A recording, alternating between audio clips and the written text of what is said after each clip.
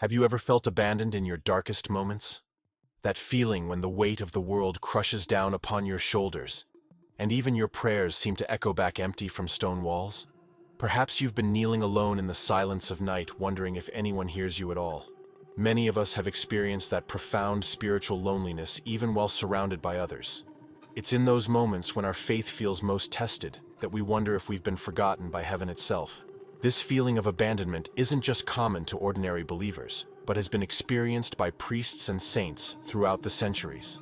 Yet within this very darkness lies one of the most profound mysteries of faith that Saint Ignatius of Loyola discovered. When we feel most alone is often when the divine presence is most powerfully at work through the intercession of Mary herself.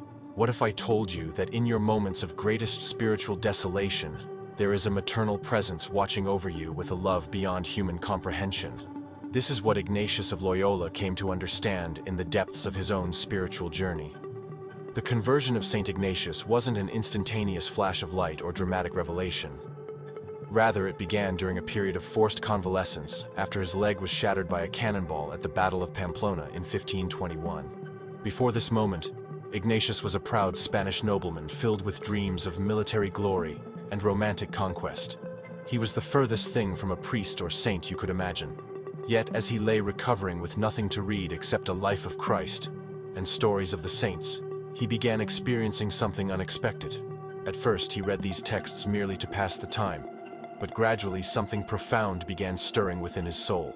Later, Ignatius would recognize this as the beginning of his understanding of discernment of spirits, the subtle ways God speaks to us through our interior movements.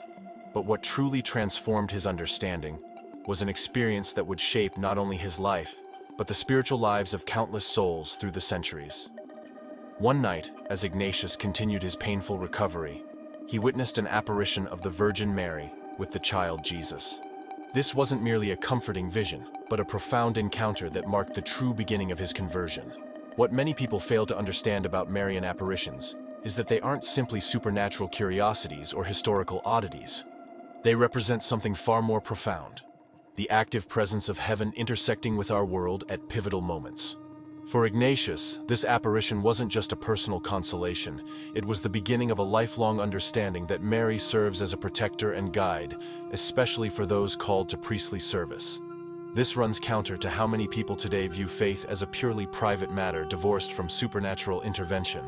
We've become so accustomed to explaining away the mystical dimension of faith that we miss what Ignatius discovered: that heaven takes an active interest in the spiritual formation and protection of those who serve the Church. Ignatius understood that this Marian protection wasn't just for his personal benefit, but was meant to safeguard the priestly ministry he would eventually establish. Many Americans today, even faithful Catholics, might feel uncomfortable with talk of apparitions and supernatural protection. We live in an age that prizes rational explanation above all else. We want our faith neatly packaged in psychological terms, or reduced to ethical guidelines. Yet the experience of Ignatius challenges this diminished understanding. His encounter with Mary wasn't just subjectively meaningful to him, it contained objective spiritual truths about her role in protecting priests and those dedicated to service. Throughout his life, Ignatius maintained that this Marian apparition provided not just inspiration, but actual protection, especially during the founding of the Society of Jesus, when opposition from both church and state authorities threatened to crush his fledgling order before it began. This protection wasn't just a poetic metaphor, but a lived reality he experienced repeatedly. I'd like to pause for a moment here and ask you something important. Have you ever experienced a moment when you felt a presence protecting you during your darkest trials? That inexplicable sense that someone was watching over you when all seemed lost? If you're nodding right now, know that you're not alone. Ignatius would understand exactly what you've experienced. If this resonates with you, I invite you to share in the comments with the words, "I've felt that protection." And if you feel comfortable, briefly, tell us about your experience. Your story might be exactly what someone else needs to hear today to recognize the subtle ways heaven has been working in their own life. Sometimes acknowledging these moments of grace helps others identify similar experiences they've overlooked in their spiritual journey. The protection Mary offers isn't just about preserving someone from physical harm, though that can certainly be part of it. What Ignatius discovered was something far more profound. Her protection extends primarily to our spiritual welfare. This is a critical distinction that transforms how we understand the very concept of divine protection. In the spiritual exercises, Ignatius's masterwork of spiritual formation, he portrays Mary not as a distant queen, but as an active participant in salvation history. This reflects his personal experience of her protection throughout his ministry. When Ignatius and his first companions were traveling to Rome to seek papal approval for their new religious order, they stopped at a small chapel called La Storta. There Ignatius experienced another vision, this time of God the Father placing him with Christ carrying the cross. He heard the words, "I will be propitious to you in Rome," and understood that while difficulties awaited them, divine protection would ensure their mission succeeded. What's often overlooked in this account is how Ignatius attributed this protection specifically to Mary's intercession, whom he considered the patroness and protector of what would become the Society of Jesus. This understanding of Marian protection connects deeply with Scripture, particularly to moments like the wedding at Cana, where Mary's intercession prompted Jesus' first public miracle. Ignatius saw in this biblical account a template for understanding Mary's continuing role in the Church. Just as she noticed the needs of the wedding couple before they became a crisis, she continues to anticipate and address the needs of priests, and all the faithful often before they themselves recognize their spiritual danger. This isn't mere pious sentiment, but reflects the theological reality of the communion of saints and Mary's unique role within it. The Catechism affirms that Mary's maternal function toward humanity in no way obscures or diminishes the unique mediation of Christ, but rather shows its power. Ignatius understood this complementarity between Christ's salvation and Mary's protection in a deeply personal way through his own experiences. What makes the Ignatian understanding of Marian protection particularly relevant for priests is how it addresses the unique spiritual challenges they face. Priests stand at a spiritual crossroads ministering Christ's grace while remaining fallible human beings themselves. Ignatius recognized that this position makes them particular targets for what he called the enemy of human nature, the spiritual forces that oppose God's work. Mary's protection then isn't simply general benevolence, but a specific spiritual shield for those who carry out sacramental ministry. Ignatius observed this protection repeatedly, as his Jesuit priests faced persecution, imprisonment, and martyrdom across the globe. Even in these extreme circumstances, he noted how Mary's protection ensured the spiritual integrity of their ministry, even when physical safety couldn't be guaranteed. This provides a profound counterpoint to our contemporary tendency to measure divine protection solely by visible outcomes or material well-being. The famous Marian apparition to Juan Diego at Guadalupe occurred during Ignatius's lifetime, though on another continent. While Ignatius himself doesn't reference this specific apparition, the timing is significant because both events demonstrate Mary's active role in protecting and guiding the Church during a pivotal historical moment. In Europe, the Protestant Reformation was fragmenting Western Christianity, while in the Americas a new chapter of evangelization was beginning. Ignatius saw Mary's protective presence not as random or haphazard, but as strategically directed toward the most critical spiritual needs of each era. For priests, this protection becomes especially evident during times of cultural hostility toward faith, something Ignatius himself experienced firsthand when suspected of heresy and imprisoned by the Inquisition. Throughout these trials, he maintained an unshakable confidence in Mary's protection, which ultimately vindicated his orthodoxy and mission. The concept of Marian protection for priests connects directly with Ignatius's broader spiritual insights, particularly his teaching on spiritual consolation and desolation.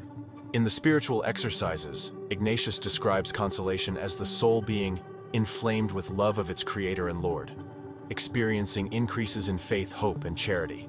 Desolation, by contrast, involves darkness of soul agitation toward low and earthly things and disturbance of faith. Ignatius observed that Mary's protection often manifests precisely during periods of spiritual desolation, providing an anchor of stability when emotional and spiritual turbulence threatens to overwhelm the soul. For priests who must minister regardless of their personal spiritual state, this protection becomes not just helpful, but essential to sustained ministry. Ignatius recommended that his priests cultivate a personal devotion to Mary specifically because of her protective role during these inevitable periods of spiritual darkness. Ignatius's approach to Marian devotion differs from mere sentimentality. He saw devotion to Mary not as an end in itself, but as a practical spiritual safeguard, particularly for priests. This understanding emerges from his own experience at Montserrat, where after his initial conversion, He spent a night in prayer before the famous Black Madonna, laying down his sword and adopting the clothes of a pilgrim. This vigil, modeled after the medieval custom of keeping a night's vigil, represented Ignatius's transition from worldly to spiritual knighthood with Mary as his lady whose protection he sought. The knights of his era would pledge themselves to a noble lady whose honor they would defend. Ignatius transferred this cultural practice into the spiritual realm, seeing priests as spiritual knights under Mary's protection and banner. This image would later influence his meditation on the two standards in the spiritual exercises, where Christ and Satan are portrayed as two military leaders under opposing banners, with Mary standing firmly with Christ. Practical application of this Ignatian understanding begins with recognizing the specific ways Mary's protection manifests in daily life. Ignatius taught that divine protection rarely involves spectacular interventions, but more commonly works through subtle guidance, intuitive warnings, and unexpected assistance that arrives precisely when needed. For priests, this protection often appears in their ministry when they find themselves saying exactly what a troubled soul needs to hear, without having planned those specific words. Ignatius encouraged his priests to develop awareness of these moments, not to glorify themselves, but to recognize and give thanks for Mary's protective guidance. This awareness creates a virtuous cycle where recognition of protection leads to greater confidence in ministry, which in turn creates openness to further guidance.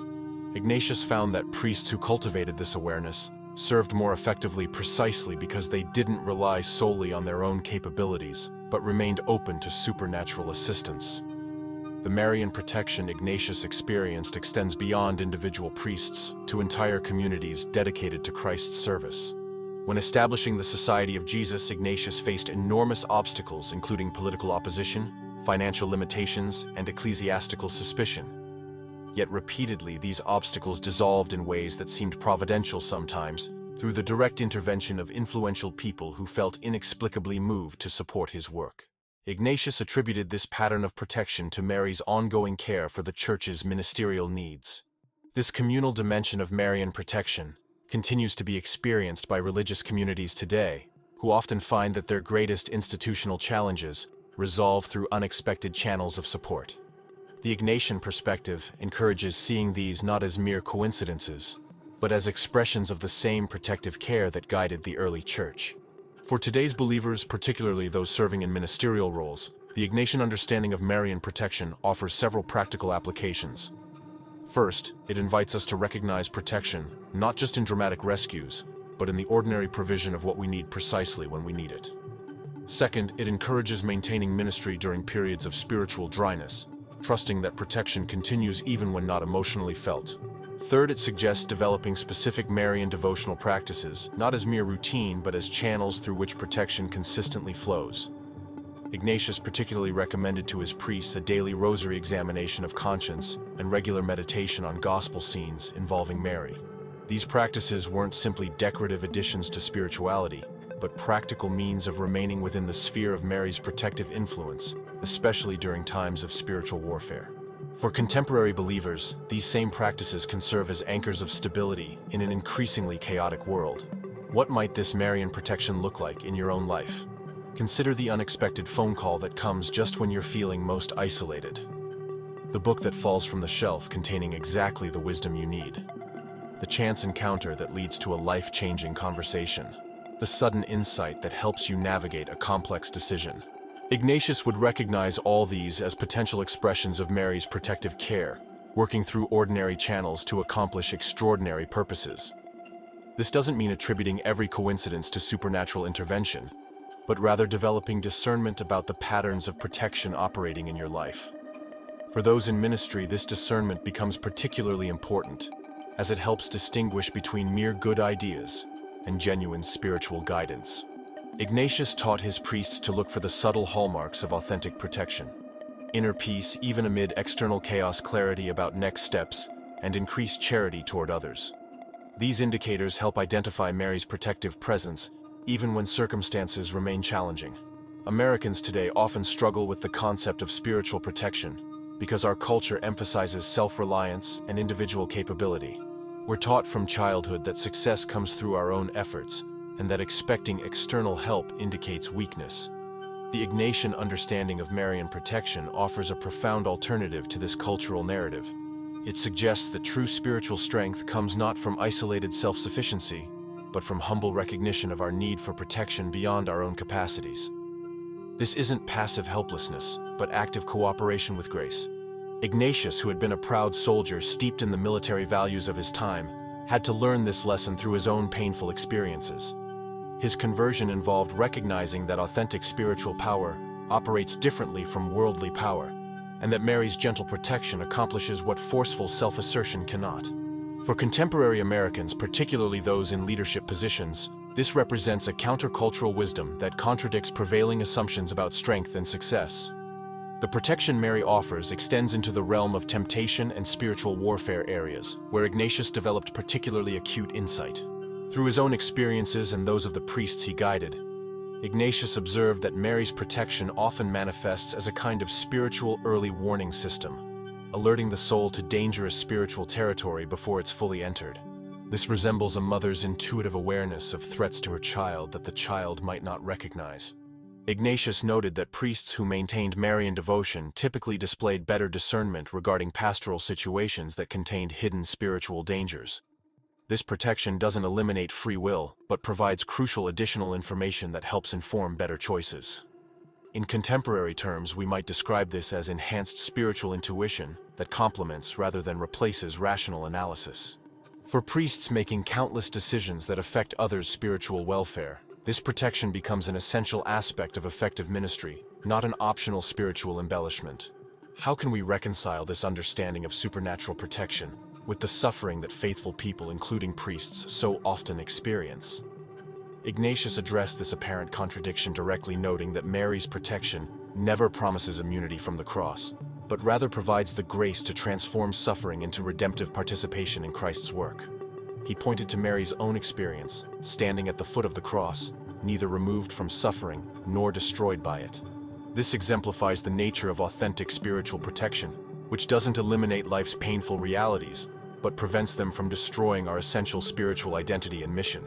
Ignatius observed this pattern repeatedly in the lives of Jesuit priests, serving in dangerous missions around the world. Though many faced martyrdom, they displayed remarkable spiritual resilience, maintaining their ministerial identity, even in extreme circumstances. This represents protection of what matters most, the soul's fundamental orientation toward God, even when physical protection isn't granted. One of the most profound aspects of Ignatius's understanding involves Mary's protection of priests during the celebration of sacraments, particularly the Eucharist.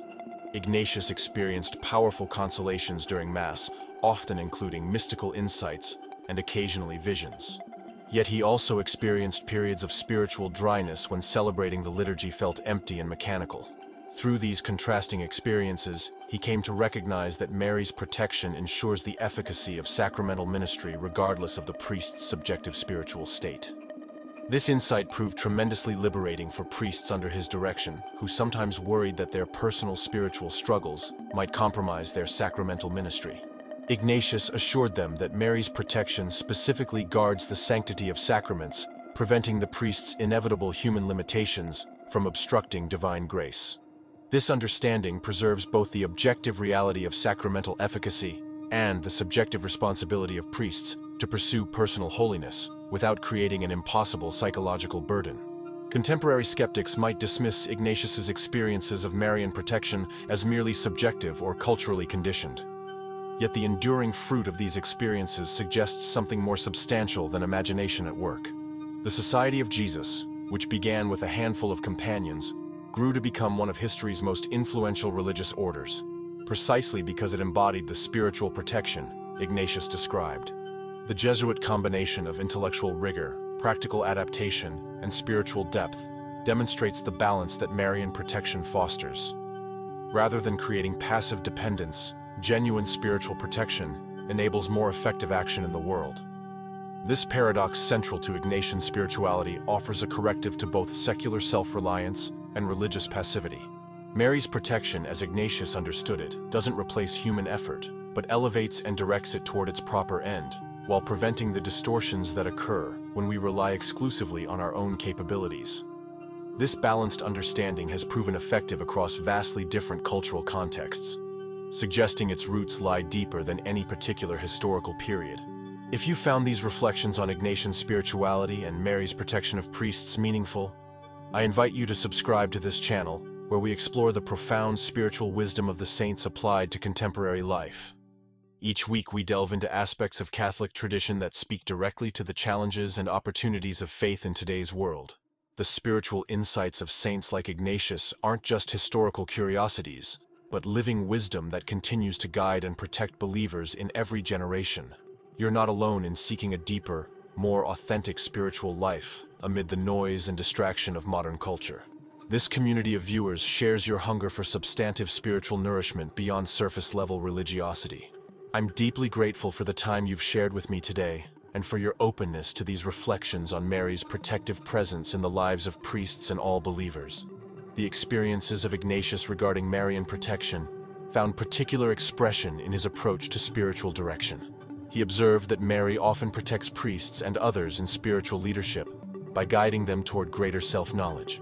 This self-awareness becomes a form of protection against the subtle ways pride and self-deception can distort ministry. Ignatius institutionalized this insight through regular practices of examination of conscience and spiritual direction for Jesuit priests, recognizing that honest self-knowledge constitutes a powerful form of spiritual protection. The revelations that come through these practices often arrive with the gentle clarity characteristic of Mary's influence, combining truth with compassion. This protection operates at the level of motivation and interior disposition areas, where external safeguards prove ineffective. Contemporary ministry continues to benefit from this Ignatian insight as regular spiritual direction helps priests maintain both effectiveness and integrity in their service. Mary's protection extends beyond individual priests to the Church as a whole, something Ignatius recognized during times of institutional crisis. The 16th century, when Ignatius lived, witnessed tremendous upheaval within Western Christianity, as the Protestant Reformation fragmented the Church's unity.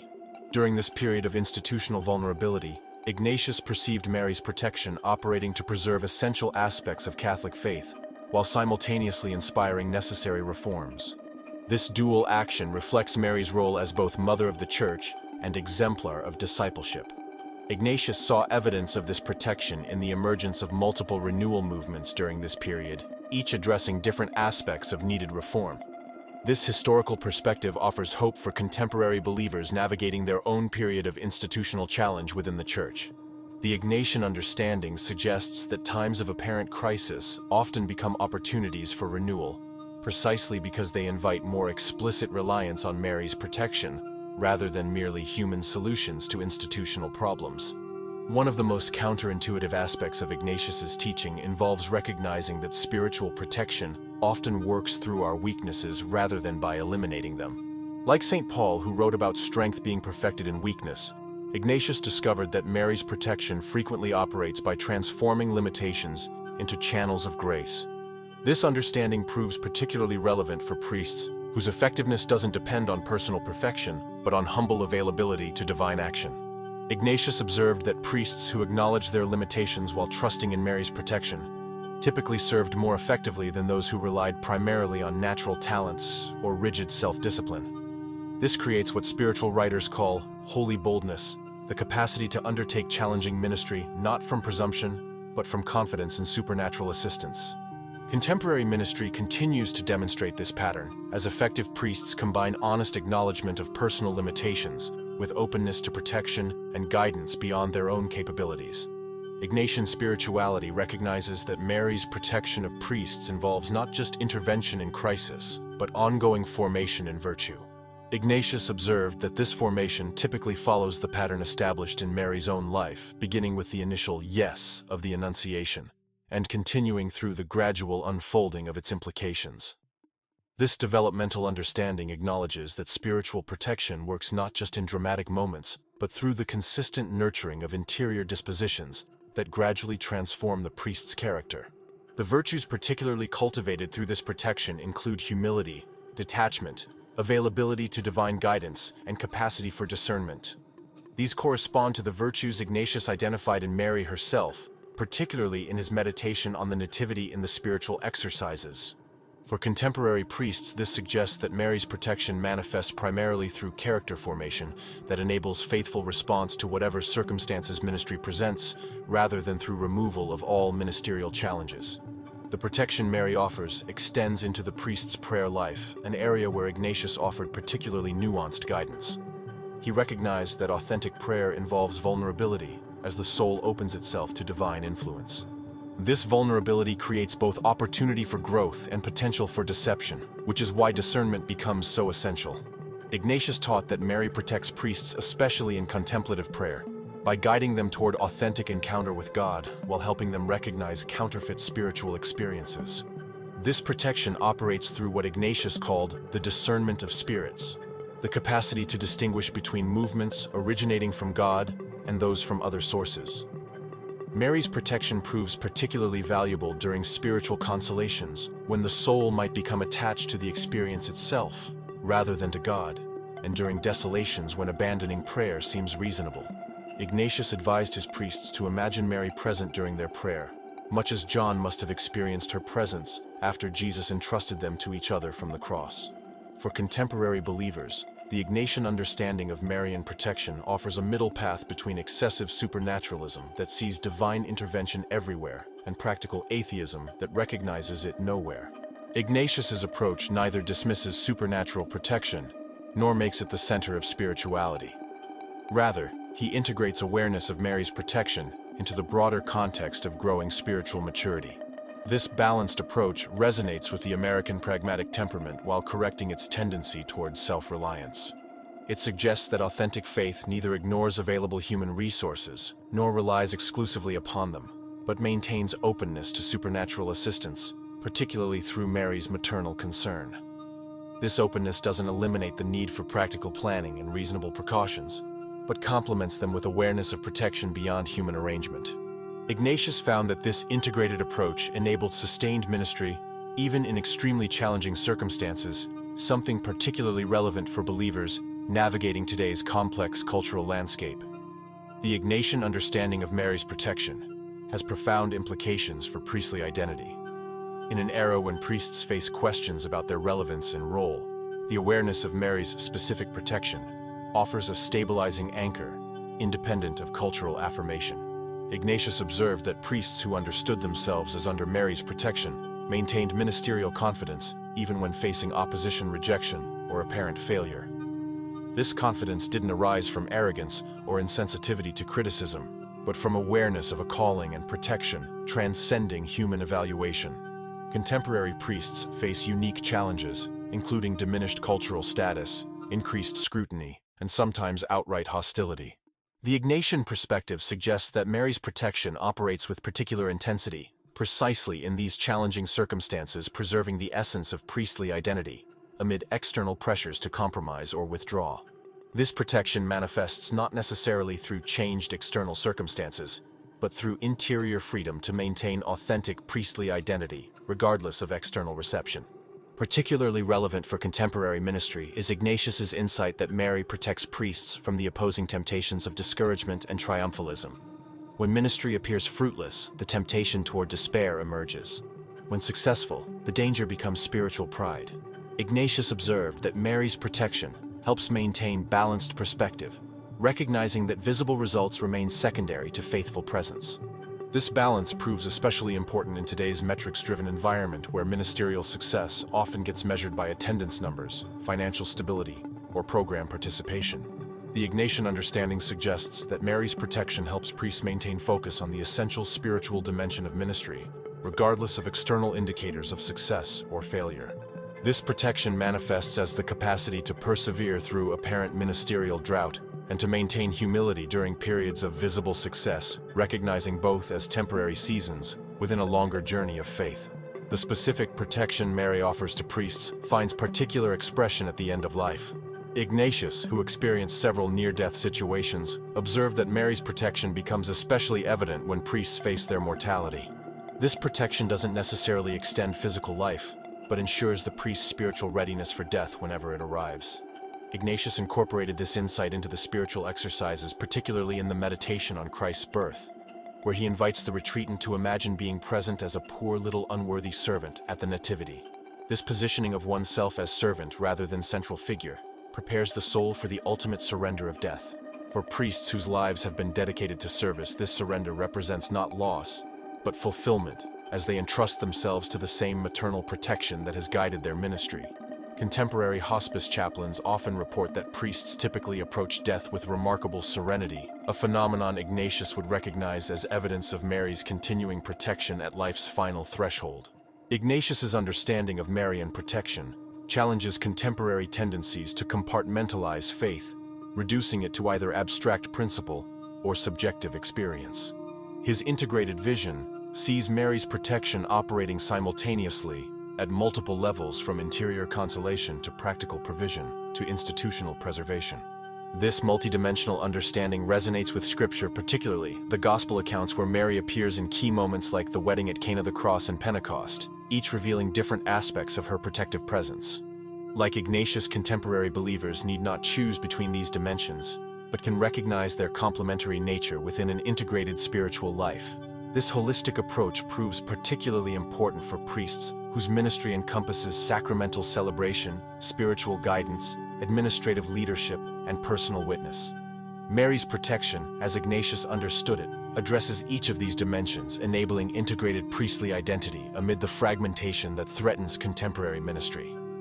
As we conclude these reflections, let's return to that feeling of abandonment with which we began. The spiritual loneliness that can overtake any believer, including priests. What Ignatius discovered through his experiences of Marian protection offers profound reassurance. Even when heaven seems silent, divine care continues. Mary's protection operates not despite our weakness, but through it, not eliminating life's challenges, but transforming them into channels of grace.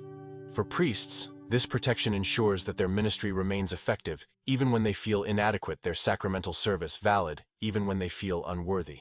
This awareness liberates priests from the impossible burden of spiritual self-sufficiency, while calling them to the responsible exercise of their ministry in cooperation with grace.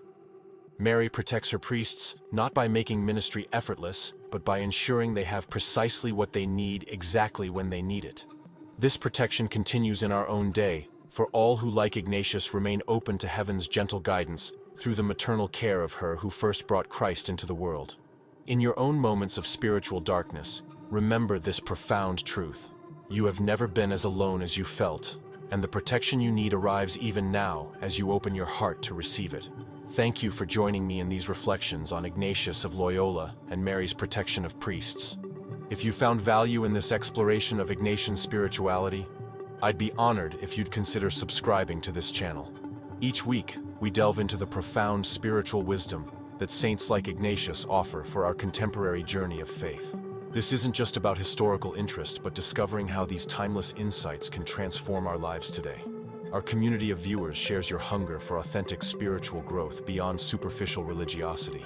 I'm deeply grateful for your presence here today and the opportunity to walk together on this path of faith. Until next time, may you recognize the subtle ways Mary's protection guides your own spiritual journey, even in its most challenging moments.